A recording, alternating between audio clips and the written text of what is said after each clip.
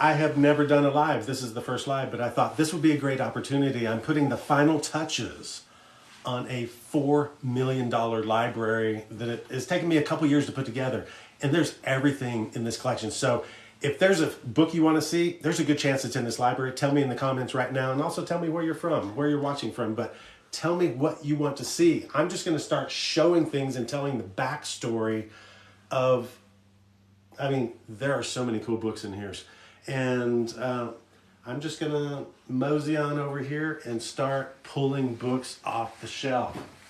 So, you guys know I like The Hobbit. I like Tolkien. This is like really hard. Can we switch to Wi-Fi? I don't know.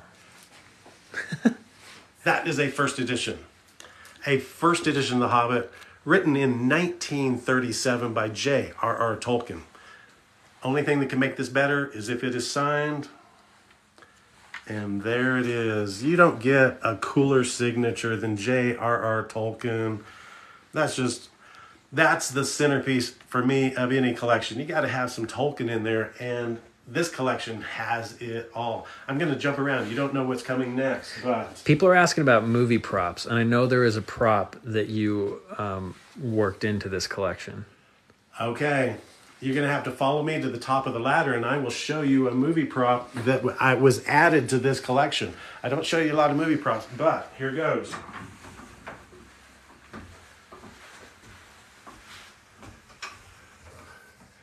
Let's see if I'm worthy. There it is. Thor's hammer from Ragnarok. Look at that. It's heavy enough to where it's gonna you're gonna flex your muscles, but that's a cool addition. Look at the work on that. I'm doing up close, see. Now, Chris Hemmingsworth held this? Absolutely. This is what's known as the stump prop. So that's in Chris Hemsworth's hand. There were 3 of these. The studio kept one. Chris has one. I have the other. Well, now I don't. Now it's in this collection. But how cool is that? So we're just helping Reed out with a live right now.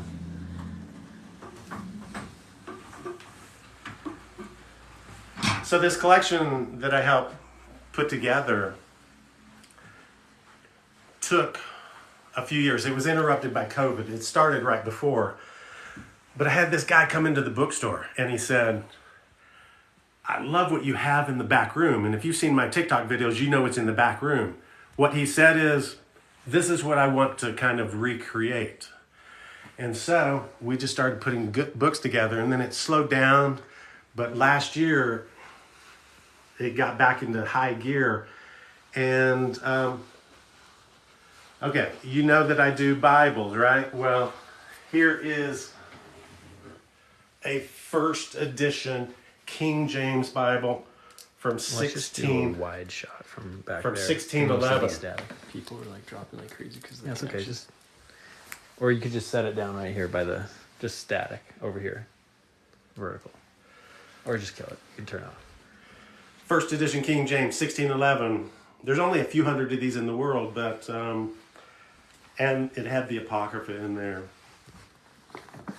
But you see, that's made out of linen. It's not fragile. It's not like that wood pulp paper that has acid in it. So, first edition King James also weighs about 30 pounds. Would you just set it up for me, like standing on that? Or just have it static. Here's one of the most beautiful books in this collection, and it's Shakespeare. It is a 4th folio of Shakespeare. Look at that, with silver corners. Just set it up over there by the window.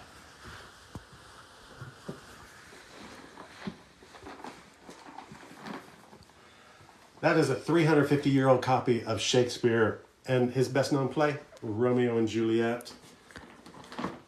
But that just looks cool. People want to know what folio this is. This is the 4th folio. 1685. Now I have a second folio at the bookstore.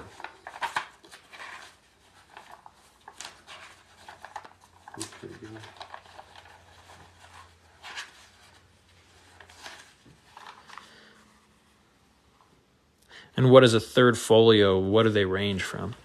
Prices on these folios. A first folio, 6 to 10 million. A second folio, a beat up copy is $500,000, but a really nice copy is at least $1 million. Third folio, again, around $500,000. Fourth folio, around $250,000. That's kind of the price range on Shakespeare. Someone's asking why you're not wearing gloves, Reed. Well, you need to watch my video from yesterday. Gloves actually cause books to be slippery. I can't hold a book with gloves. And try turning a single page, you will catch the corners. And gloves have done more damage than they've ever prevented. No major museum, not the Smithsonian, not the British Museum, nobody uses gloves with books. That's just just a bad habit that got started, and everybody thought it was cool, but when they did research, they realized more damage is being done using gloves than not. And so clean, dry hands is the international standard. Before I started this, I washed my hands. And you say, well, what about the oils? If you notice, I handle the books by the edges and everything. And the leather on a book doesn't mind a little oil. So that is why we don't use white gloves. Should I invite Reed as a co-creator? No, just let it run. Okay, let's change. You got children's books. Oops. That is a first edition Cat in the Hat. Anybody guess before I tell you what year that came out? 1957. 1957, first edition Cat in the Hat.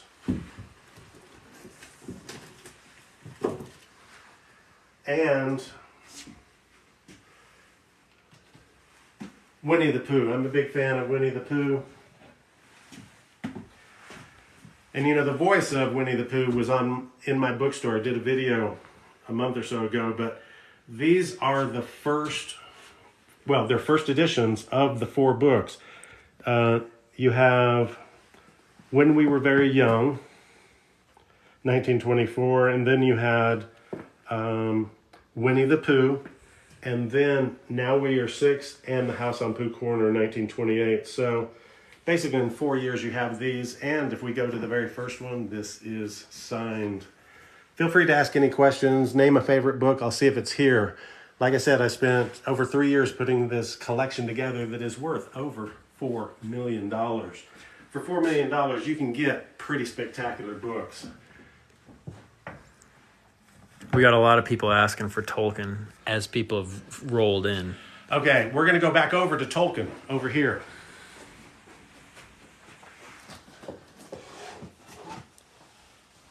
First edition, Lord of the Rings.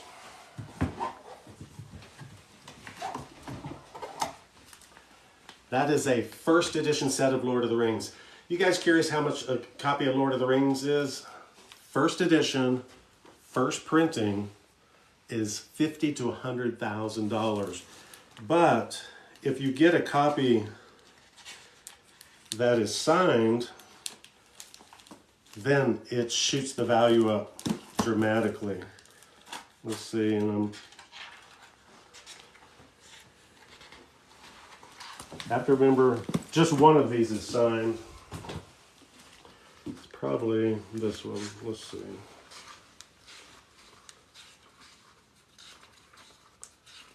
Oh, there we go. J.R.R. Tolkien. And you can see, first published 1955, so it's 1954-55. That is a first edition. And for those of you who missed it, here is a first edition of The Hobbit. And the first edition of The Hobbit is like $150,000 up to $200,000. They're always missing the dust jacket. That's usually what you see. But this is his earlier signature. Look at that. J.R.R. Tolkien. That is one of the coolest signatures. It changed a little bit 20 years later when he's signing Lord of the Rings, so it's typically 2 different signatures, but you can tell it is definitely Tolkien. So that's hard to beat. Signed first editions of Lord of the Rings and The Hobbit. That's just crazy rare. Okay, we got some people asking about the collection and whose it is and how it came to be. You don't have to say who it is. I'm sure. So the collection belongs to somebody who came into the bookstore. He wishes to remain anonymous, but he's very happy that I show the collection. And when he came in, he said, I would like to put together a collection. And I says, I'm happy to help. I just need to know your budget. And he said, and he's in my back room. And he said, what would it cost to kind of replicate what you have here? And I said, several million. And he goes, let's do that. And so this is a several $1 million collection. And it's just beautiful. Almost everything is represented according to his taste and then my recommendations. So we've got the classics, of course, are covered, and also new books. So we have, if you look up top, you can see, first edition Michael Crichton, Jurassic Park. First edition Atlas Shrugged. First edition Steinbeck, East of Eden. First edition Grapes of Wrath. So you're going to have the 20th century, what are called modern first, well represented. First edition Gone with the Wind. In fact, let me grab it.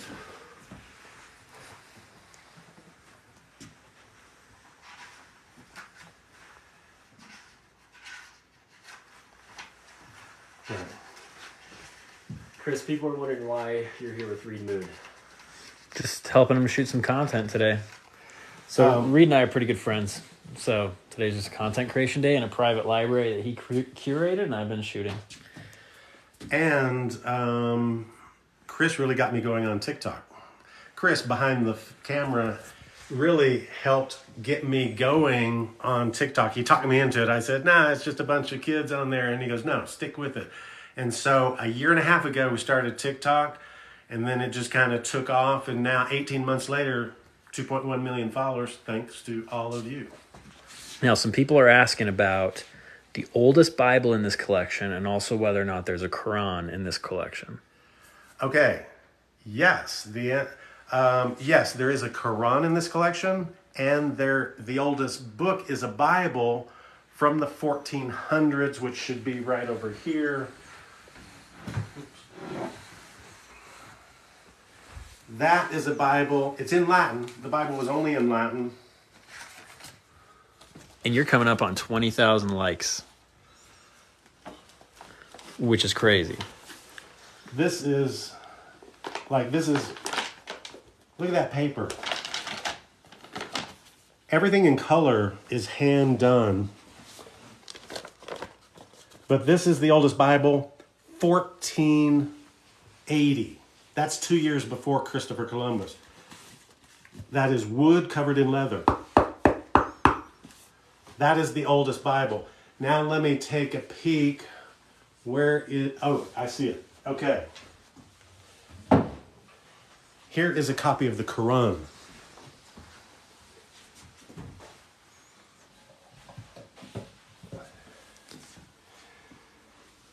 Here it looks. This is the protective case. That is the Quran. And for those of you who don't know what the Quran is the sacred scripture of Islam.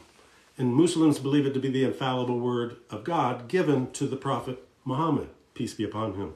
This is a copy of the Quran.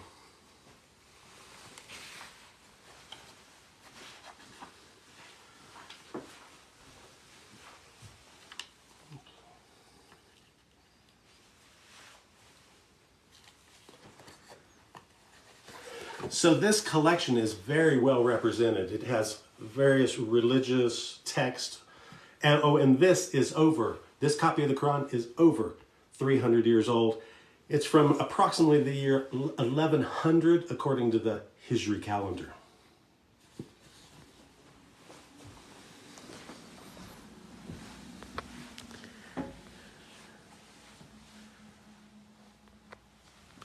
Oh, we got a lot of questions about presidents. Okay, presidents. This is well represented. Let me go over here.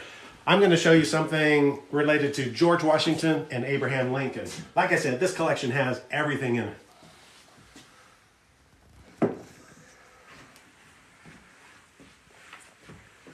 Abraham Lincoln. That is a letter written by Abraham Lincoln from the executive mansion in his own hand to the Secretary of War. Early in the Civil War, he ended up changing and got a new Secretary of War, Stanton, but that is Abraham Lincoln's own writing, and he does sign it, yours truly, A. Lincoln. This is Abraham Lincoln. Now, that's not the only piece we have Abraham Lincoln related. Also have this book. You've heard of the Lincoln-Douglas debates, some of the greatest debates in political history. This is a book that belonged to Stephen A. Douglas, who debated Abraham Lincoln, and this is his debate preparation book. You see, it is Stephen A. Douglas' book from 1835, and you say, how do you know that it is Lincoln? Well, right here. Lincoln voted for, and then he's naming. He's keeping track of what Lincoln is voting for. And as we go through, he has underlined everywhere Lincoln is mentioned. Right here, you can see, Mr. Lincoln moved that the report of the Committee on Public Accounts. So he is studying, all of those are references to Lincoln. So that's what we have Abraham Lincoln. Now, here's George Washington.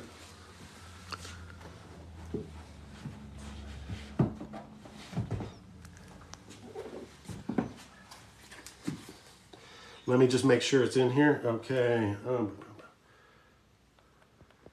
For the people who keep asking, this is a private collection that Reed helped curate. Yes. I've spent about 3 years. This isn't you notice it's not my normal back room, but I did help this person put this collection together over about 3 years, and it cost them several $1 million to put this collection together, but there's everything in here. So if we go back to the time of the Declaration of Independence, there were people. George Washington was not a signer of the Declaration of Independence, but he was friends with many of the signers, including a Mr. McKeon, delegate from Delaware. George Washington invited Mr. McKeon to visit him at Mount Vernon. He goes and visits him and asks for a souvenir. I have the souvenir that George Washington gave Mr. McKeon right here. What did he ask for? He asked for some of George Washington's hair. That is George Washington's hair right there. And here's the invitation to Mr. McKeon from Washington. And Mr. McKeon writes, Washington's hair, 1787. That's just crazy, but we've got, and then there's a whole section of the writings of George Washington up here. But that's U.S. presidents. So a good representation. Those are the two most popular of the U.S. presidents, Washington and Lincoln. Lincoln is typically number one. Let's see. We have some questions about anything from any copies of the Count of Monte Cristo. Okay, the Count of Monte Cristo, published by Alexander Dumas in 1846. Of course there's going to be a Count of Monte Cristo here.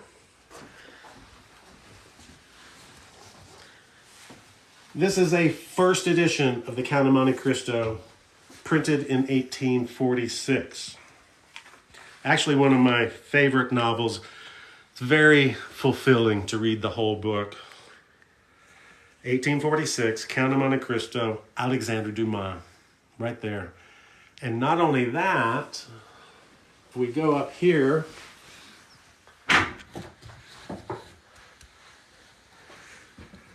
I have the French version, also 1846. Alexander Dumas. And this one is actually illustrated, which makes it very nice. But first illustrated French, and then first English of the Count of Monte Cristo by Alexander Dumas, 1846. Tell me what else you want to see in the comments. Ooh, we got some questions about Harry Potter books. Lots of questions about Harry Potter. Okay, Harry Potter, yes. We have, I see some up top. Let me check down here.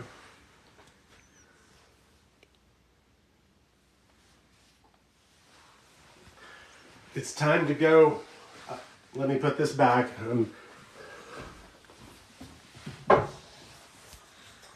Okay.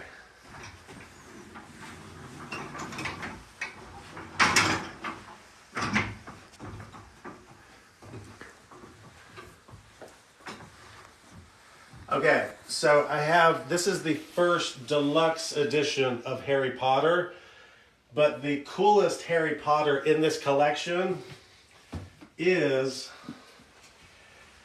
this little book right here. And you say, well, and it's a Chamber of Secrets. And you say, well, why would this book be special?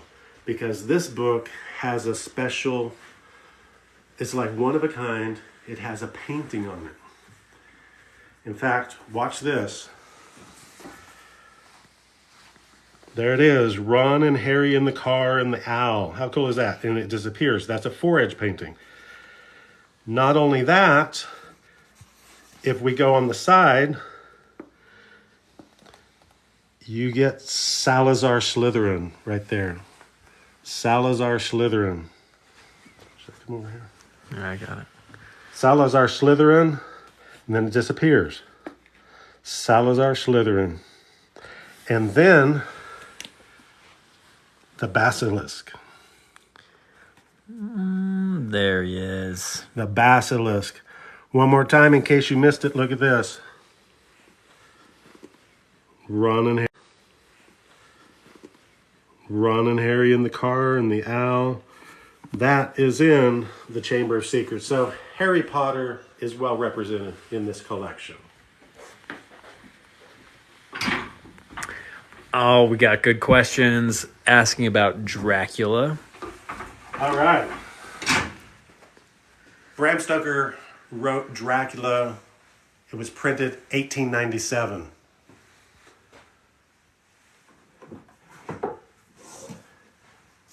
I have a first edition of Bram Stoker's Dracula. Now, this is a very cool copy. This is the first American edition. Doesn't have the yellow cover, but here it is. Signed by Bram Stoker in 1899. And he gave it to a young woman. He was in Boston visiting a family. And they're having dinner. And they're sitting down at the dinner table. And she wasn't invited. She's like 11 years old. So she's sitting on the stairs off to the side.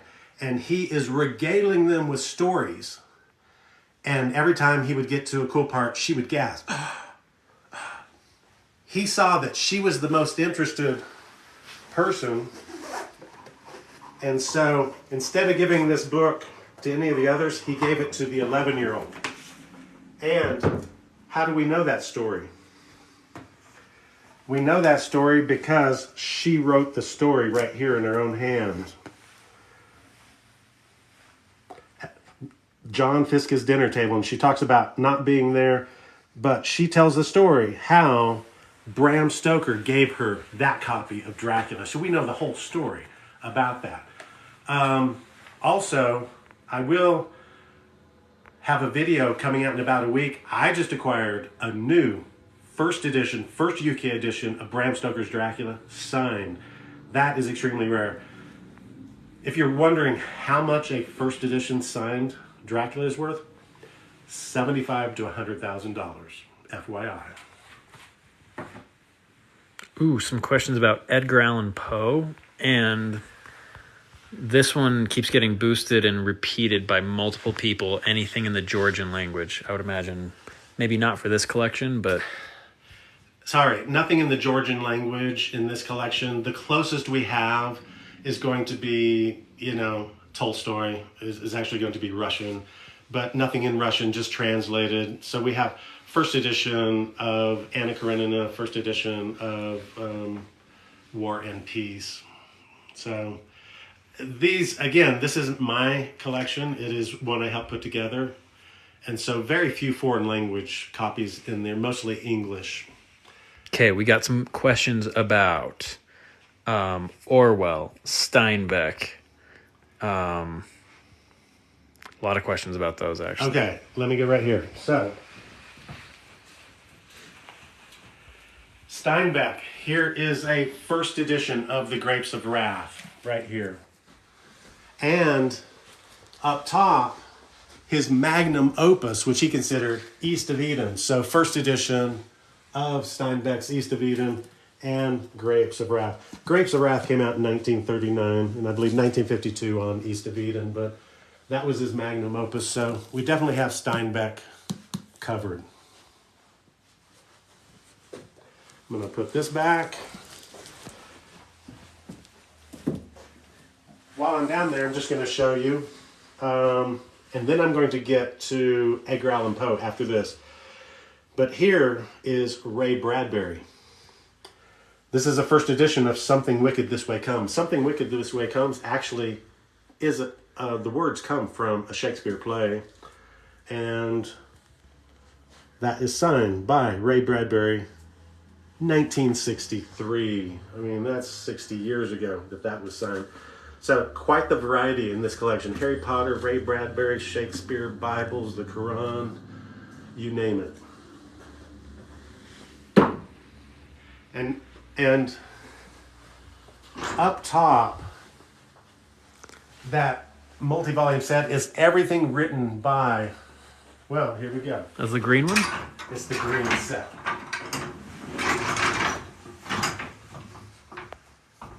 Where are you, Chris? Just helping read out with Alive. In a private library he helped put together for a customer. So here is a 12-volume set, Edgar Allan Poe. That is everything that he wrote right there. So it's up high. But my favorite Edgar Allan Poe piece is actually lower. I'm going to come down and show you.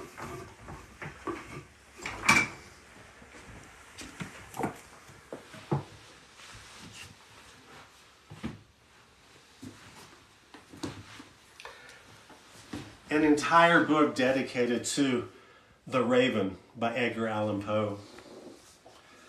And the illustrations are from Gustave Doré. And this, I'm going to show you a few of these. See there, you got Nevermore, The Raven. In fact, you're going to hear me read the beginning of The Raven. Once upon a midnight dreary, while I pondered weak and weary over many a quaint and curious volume of forgotten lore, while I nodded nearly napping, suddenly there came a tapping, as of someone gently rapping at my chamber door. "'Tis some visitor," I muttered, tapping at my chamber door. Only this, and nothing more. Stunning illustrations in this copy by Gustave Doré. Look at this one right here. What year is this? 1884. So he wrote and published it for the first time February 1845 in an American Review magazine. He was paid $8 for it, but he had to publish it under a pseudonym, Quarles. So 1845, this is a few decades later. He's since passed away at the young age of around 40. But Edgar Allan Poe's The Raven, that's a pretty cool book. It's a very rare edition. Very few of these have survived.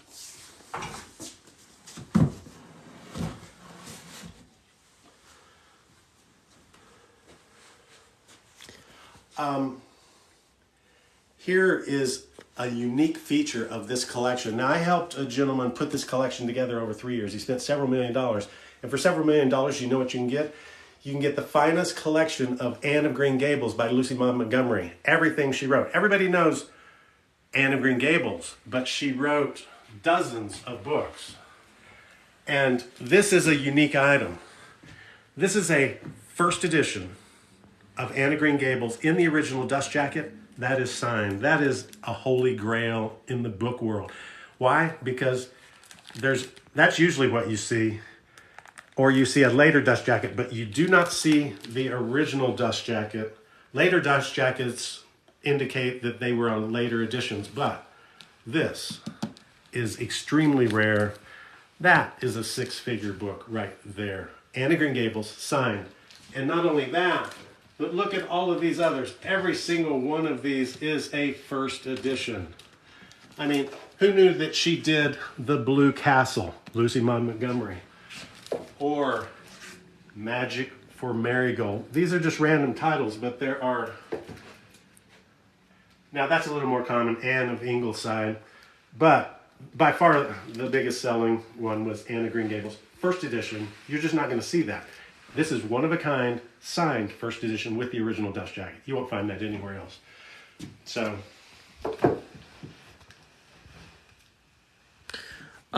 we should do the Einstein, Okay. and also the pipe. We should do Einstein, the pipe, and everything on this shelf. Okay. Here's a pretty rare book. Just short of 100 years old, but it's a book on relativity by Albert Einstein. And it is signed by Einstein 1933, shortly after he came to America. That is his signature, very petite. But a signed book by Albert Einstein is a great addition to a collection that is very well rounded. And let's now switch over to Conan Doyle. Sneak past you. So here is a first edition of Hound of the Baskervilles. Right there, 1902, first edition Hound of the Baskervilles. And there is a first edition of the Memoirs of Sherlock Holmes, which has the picture of, well, let me just show you. It has a picture of the death of Sherlock Holmes.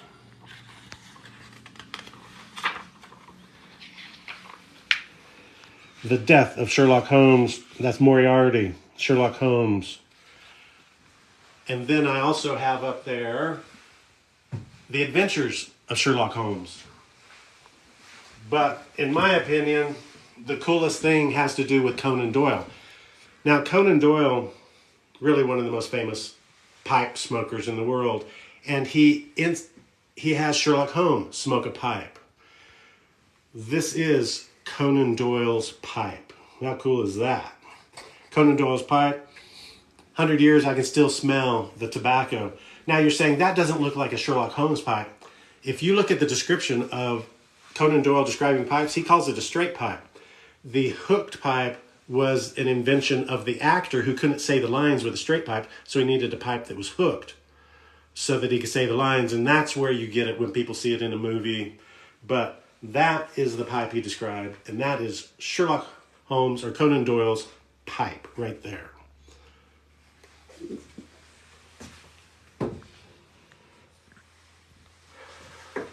One of my favorite books from the 20th century.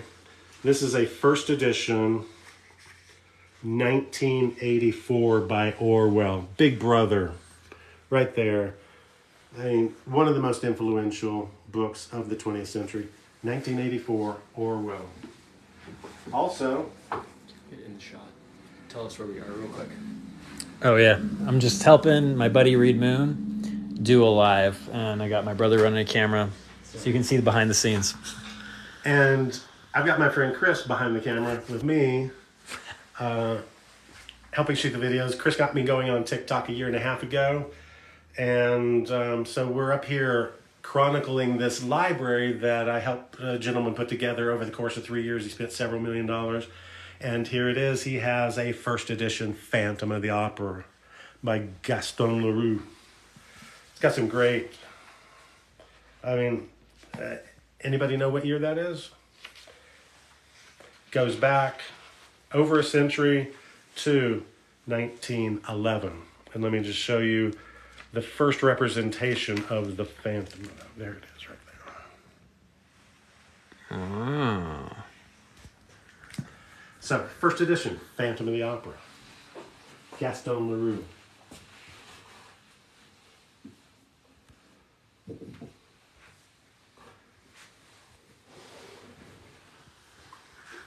This is a first edition of War and Peace. It's really beautifully bound. All 6 volumes. Typically these fall apart. But the first English is 1886 by Count Leon Tolstoy.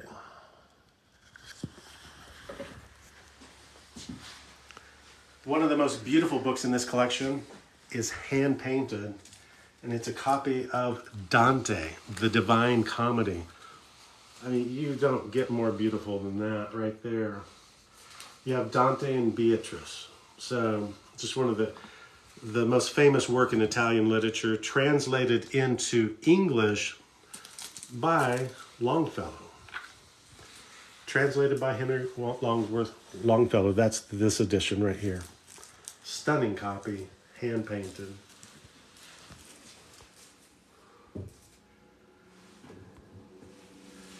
Did you know that Beauty and the Beast came out in the 1800s?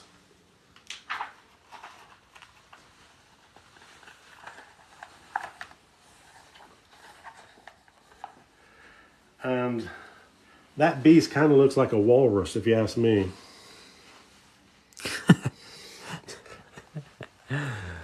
Oh, that's funny. This was not, Disney did not consult this book.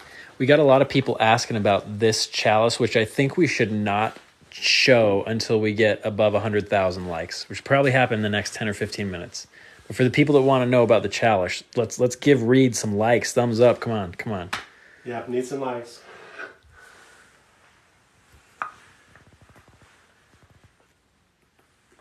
That is an hourglass. One of the saddest things, I bought an hourglass in the UK that was this big, brought it back safely, had it at my bookstore. I was cleaning some things, I backed into it, blew it up. I was so sad. Went so much trouble finding that. Okay, we got some questions that'll probably bring us around to this shelf right here. People are asking about Winnie the Pooh, children's books, also One Piece and manga, and whether or not anything like that is contained in this collection. Okay, if you ask me, you have to have at least some manga represented in a multi-million-dollar collection. And here is the original OG copy of One Piece, 1987. How cool is that? That's it right here, the original issue. There have been hundreds of millions of copies since, but this is the original Shonen Jump OG copy of One Piece. And got the original Demon Slayer also. And there may be some other ones added to this, but come on, if you're only going to have One Piece is a great addition, manga representation. You've got this next to Jane Austen and the Bronte sisters right here, manga. So the owner of this collection has a 12-year-old who said, "Dad, you better get some manga." And so he asked me if I had any manga and says, "I got the best manga." And he grabbed a couple of these right here. Okay, we're at 89,000 likes. We need 100,000 likes to talk about what this chalice is. I don't really know. I might be like hyping this up for I don't even know what it is, but people are asking about it, and I figured 100,000 likes. We're at 90,000 likes now. So let's talk about Winnie the Pooh. A lot of people asking about Winnie the Pooh. Okay, Winnie the Pooh. Do you know it's almost been a century since Winnie the Pooh came out? And in fact, 1926 is when Winnie the Pooh came out. 97 years old. These are first editions, leather bound, of each of the volumes of Winnie the Pooh.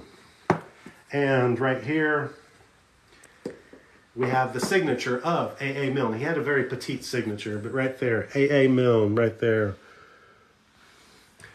And Here, let's take a look at those bindings, though. These are some of the most beautiful bindings I've ever seen on a kid's book. now the person who was the illustrator is a good friend of A.A. Milne, and he did these iconic illustrations that really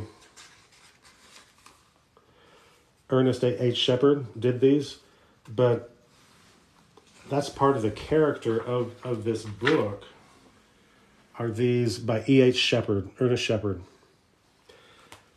A little side note, E.H. Shepard and A.A. Milne were supposed to do Mother Goose before this, a children's thing, but then this started going, they signed a contract and everything, and I actually have the letter, and I'll do a video on this. He writes E.H. Shepard and says, basically, he said, this is the opening line, "Will you think me a complete cad if I chuck Mother Goose?" He said, "I don't want to be involved with it. I'm busy doing this and other things." And he goes, "I'll write a preface, but you take Mother Goose." And so A.A. Milne did not like Mother Goose. We just broke 100,000 likes, Reed. Well, I'm going to show you, we're going to show you something up high, up top, for hitting 100,000 likes. Because people were asking whether or not this was the Holy Grail.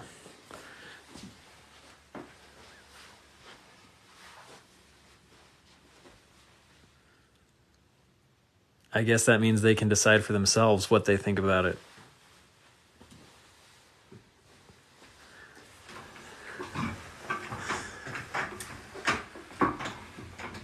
But I can tell you one thing. Yes, I am worthy. This is screen used Chris Hemsworth, one of the Mjolnir from Ragnarok. This is the stunt one. It's lighter weight, but it's still heavy enough to where gravity is going to take over. That is screen used movie prop, and it holds its position above this collection right here.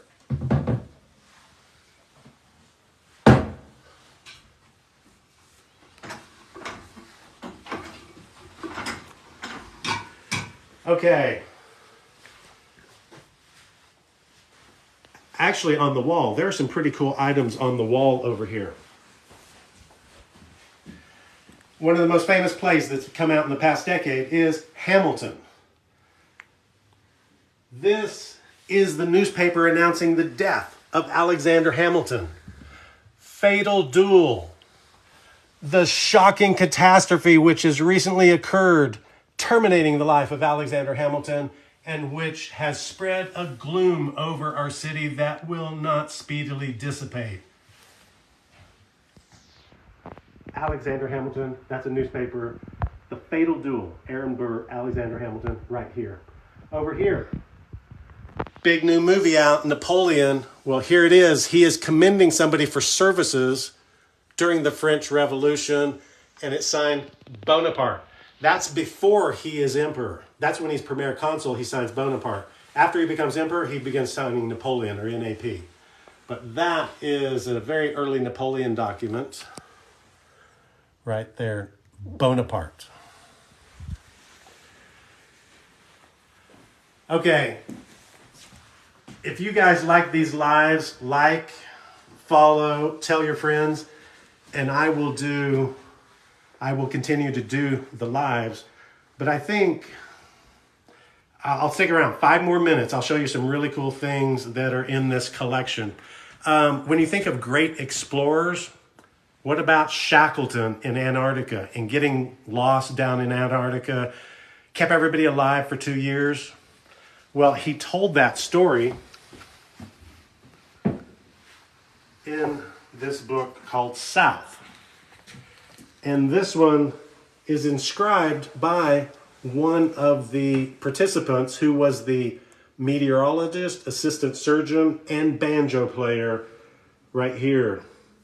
And so that tells that story. But another thing,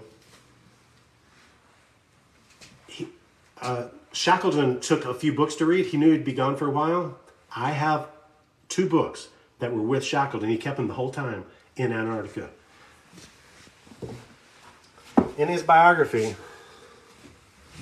he talks about taking a copy of Anna Karenina with him.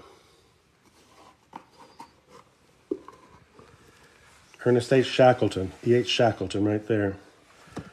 Anna Karenina, something to read. over 2 years, and that's about how long it takes to read Anna Karenina.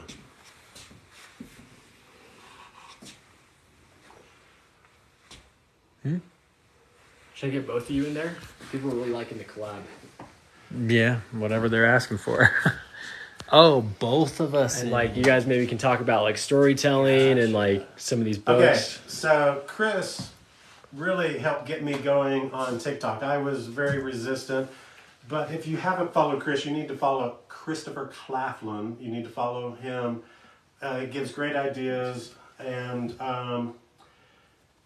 so the big movie, Napoleon. Well, this is a set of books that Napoleon had with him on St. Helena, where he dies at the young age of, I believe, 51. But he took reading material, and these are documented to have been with Napoleon on St. Helena, right there. So, in this collection, there are books from the libraries. There's a King James Bible that belonged to King James. There's Marie Antoinette's prayer books. There's books from Napoleon's library. There are books signed by Tolkien. The Hobbit, first edition Lord of the Rings. There's first edition Great Gatsby. There's Sherlock Holmes. Tell your friends. And also follow my buddy Chris, because we'll keep doing this. What do you have to say? Well, before we go, I mean, you could set this up for anybody. Like, anybody could contact you and have you help them build out a library like this. It's going to cost a little bit of money. Yes, well, and a library like this can be put together on almost any budget. You can get paperbacks and fill this room for about $15,000. But if you're getting first editions like this, it'll cost several million, but there's everywhere in between. This person just had a larger budget, and so he's able to get a lot of originals, and it's been fun putting it together, but it's kind of like very sad, kind of tugs at the heartstrings to see some of my favorite books go away. So, well, we're wrapping it up. Yeah. Maybe while we're wrapping it up, you can mention some of these books as you're putting them back on, because some of the books that people have been asking for the most are the ones that people missed when they first came in, and you're holding one of them right now. So. Yeah, well, okay. Early on we showed this is a first edition, first printing of Lord of the Rings, and it is signed right here. Signed by Tolkien. But first edition, first printing, extremely rare. Now, you can get a first edition, much later printing of Shakespeare for $2,000 to $3,000, but a first edition, first printing is going to be $50,000 to $100,000, and if it's signed, 6 figures. Lord of the Rings, not Shakespeare. Oh, sorry.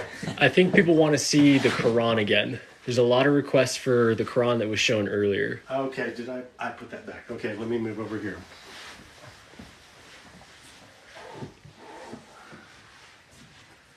Okay. This is a protective case for the Quran. This Quran was printed in the year 1100 according to the Hijri calendar. It's over 300 years old. There is the Quran. This copy came from Northern Africa, from Morocco.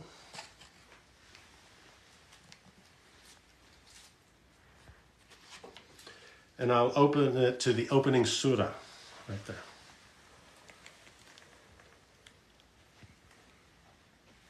So that is a treasure that is in this collection, a copy of the Quran, over 300 years old, kept in a this protective case. Do you want to keep running the live with Reed, and I'm going to take mine and just answer some questions out in the hall? Okay. Well, I would like to keep going, but we're gonna just wrap this up. I'll do more of these. We'll do these in my back room, and we'll spend an hour or so going through. I think we're already over an hour here. Thanks for sticking around. Tell your friends about it. Like, if you haven't already followed, follow. And we'll do more of these, and maybe we can do a deep dive into particular books, documents, artifacts. I have a little bit of everything. I tell people, you can name any person, place, event, anything within the past 500 years, and I will have something that ties to it. My brother. So I am signing out, but it's been fun. Let's do this again. We'll see you later.